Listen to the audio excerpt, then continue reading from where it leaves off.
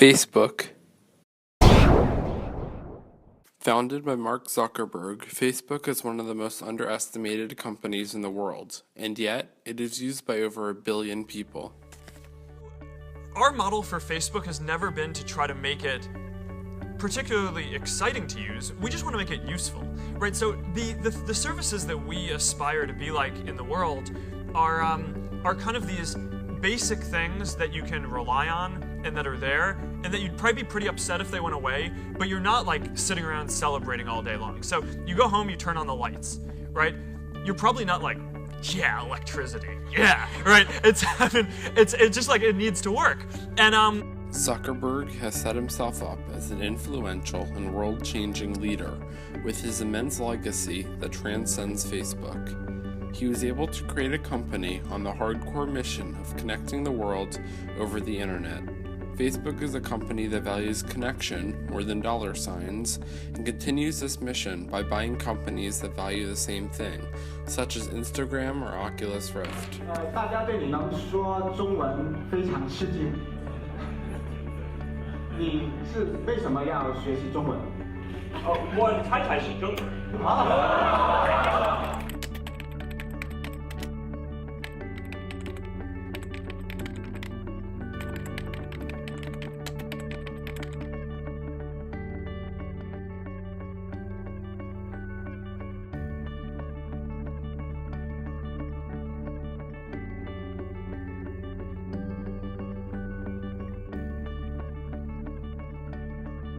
Born May 14, 1984 in New York, Mark Zuckerberg showed great technological promise from an early age.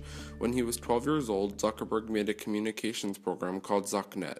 ZuckNet was used in his dad's dentistry office so that he could communicate with the receptionist at the front desk when new patients arrived. Talking about his childhood, Zuckerberg once said, "I had a bunch of friends who were artists. They'd come over, draw stuff, and I'd build a game out of it." At this time, Zuckerberg began taking graduate courses at Mercy College. He was sent to high school at Phillips Exeter Academy in New Hampshire, which is a notoriously selective school to attend. He became captain of the fencing team during his time there. Throughout high school, Zuckerberg continued developing software and put together a music sharing platform known as Synapse, which was fought over by major companies such as AOL and Microsoft, and he was even offered jobs at these companies. Yet Zuckerberg declined all offers and continued to focus on education. In 2002, he graduated high school and started college at Harvard. In his sophomore year there, Zuckerberg created a software program called Course Match, which allowed fellow students to see what courses other users were taking. This allowed students to choose classes based on the schedules of their crushes.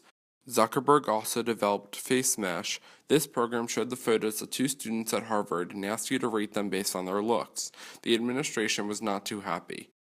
As a result of his newfound fame on campus, Zuckerberg was approached by the Winklevoss twins, who had the idea of a dating website aimed at the Harvard elite.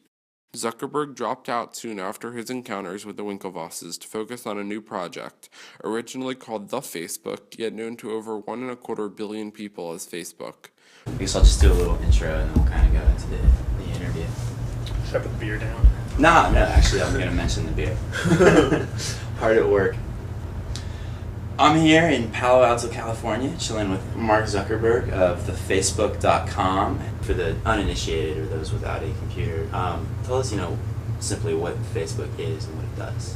Mm-hmm. So, I think Facebook is an online directory for colleges, and it's kind of interactive. So, if I want to look you up or get information about you, I just go to the Facebook and type in your name, and it brings me up hopefully all the information I'd care to know about you, or a good amount of the information I'd want to know about you.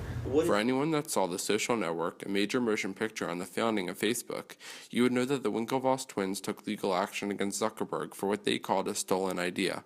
Whether or not Facebook was Zuckerberg's personal idea, it certainly took a commendable amount of effort and skill to create the company in the first place. As stated before, the legacy of Mark Zuckerberg can be narrowed down to one word, Facebook, but this word means millions of things and involves billions of people.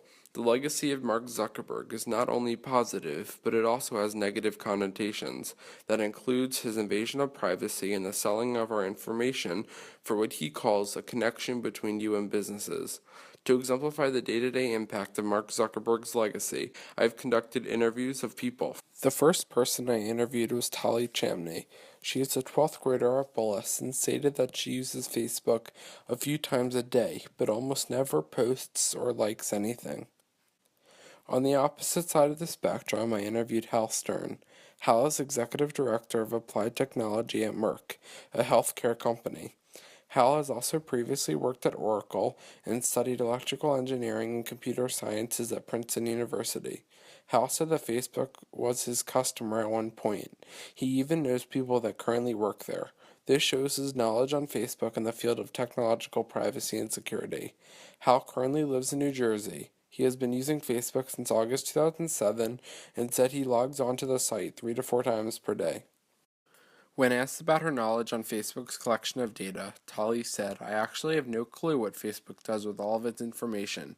It kinda creeps me out to know how easy it is to gather such personal information." On the other hand, Hal stated that Facebook uses all of the data about me to sell advertising. Hal expressed that he agrees with this policy, much like Tali did. Going even further, he said that Facebook terms of service are quite clear. You share it, they own it, and they make money from it.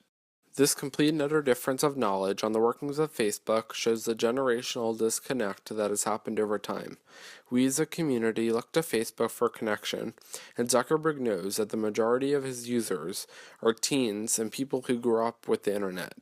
The understandable example of the importance of this knowledge is the fact that until indoor plumbing was invented, people used outhouses. There are still people in certain areas of this country that use outhouses only. Generally speaking, there is a mistrust in change. To some people, change can be scary and brings with it many questions. Same thing with Facebook. We as a generation don't know a world without the internet, and Facebook is just a better way of using it to connect. Hal said that in order to find the legacy of Mark Zuckerberg, it is important to separate the company he built from the culture of the company, from his works to do good. The lasting legacy of Facebook will be up there with Google, Microsoft, and Apple. But notice that Bill Gates in the 90s was not a nice guy, nor very likable. But his legacy will be more about the Gates Foundation and poverty and vaccines, not a market dominance position in PC software. In this sense, Hal suggests that Zuckerberg's legacy will be that of creating things such as Internet.org, a project that gives the entire world internet, not his entrepreneurial ideas possessed in Facebook. Next, I asked if Zuckerberg is a good or bad person. This question was aimed to strike the chord of mistrust given to him by the general public. Hal stated that as a leader, I think Zuckerberg set a new standard. The culture he has developed at Facebook has shaped so much of how we think about building software today. If you want to criticize, I think Facebook sometimes undershoots privacy or the unintended consequences of new products, but they are making definite investments and changes to get in front of that. Lastly, I asked the question, do you think Facebook is like MySpace in the sense that it will become inexistent in the next few years? This is meant to exemplify the fact that sales have certainly decreased for Facebook over the last couple of years. Tali thought that the answer was no, yet stated that there is always someone out there who will create the next big thing and take the country by storm. It's just a matter of when and how. Right now, Facebook is among the leading social media sites, but anything can happen. Hal said no as well, because the platform has matured and will continue to feel different. Facebook, Google, Yahoo, Twitter will be the next big players, and there will continue to be smaller players. I don't think you'll see the next Facebook, but you may see some segmentation. With these two opinions, it is clear that there is certainly still trust and use in Facebook. Will Facebook last for 10 more years as a major player? Who knows? But certainly, Facebook, under the leadership of Mark Zuckerberg, will go down in history, and our kids and grandkids will learn about him in school.